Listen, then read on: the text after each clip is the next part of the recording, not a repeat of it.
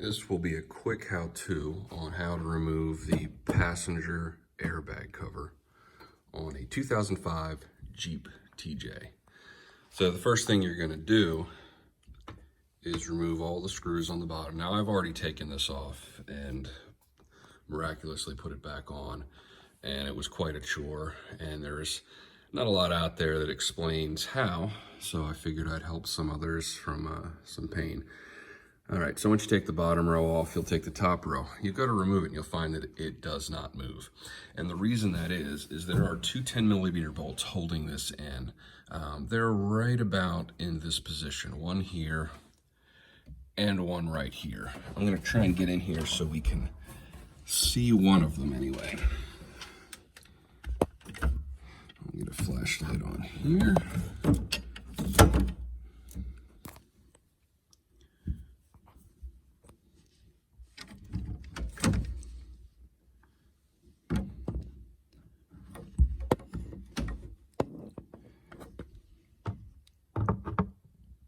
All right, so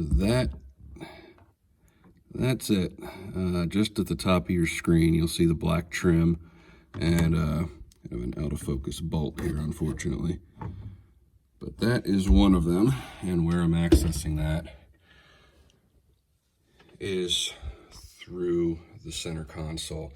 Now, when you go to take these off, the bolt will be facing in the opposite direction, so you'll need to go up through the glove box, and you'll find it's going to be a lot easier if you take the passenger side speaker out as well. Now, I had all this removed because I was changing this from the from the tan to black, and trying to put this back in was a challenge. So what I did was removed the little metal clip. So there are two steel tabs on the dash cover, the airbag cover, and two steel tabs on the metal frame that the dashboard sits on. And then on the tabs on this frame are metal clips. One end has a bung and it's threaded, and it faces in that direction, and the other faces that direction. Now, you'll be able to get these bolts off using, and I stress this is important, a 10mm flex head ratcheting wrench. I don't think that you can do it without, so this is just a loose one. I picked up a Duralast, I don't know, that's AutoZone, I guess. Did the trick. Getting it back in was a whole other story. I tried and tried. I got my son, who thought, I thought maybe his hands would be smaller.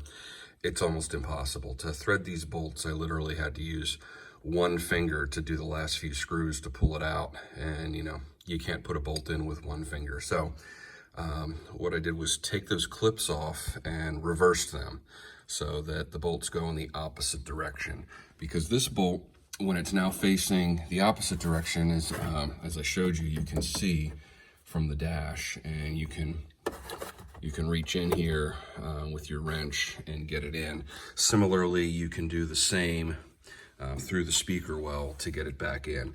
The other thing you'll want to do is, on those clips is a little metal retainer in the hole that the bolt threads through. Just take a needle nose pliers and rip those out. For whatever reason, this keeps the bolt from getting in the right position to go straight and thread properly.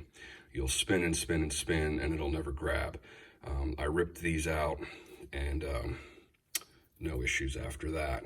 Went pretty quickly. So I spent a lot of time and cursing in agony over this, so thought I would share. Hope it helps somebody. Good luck.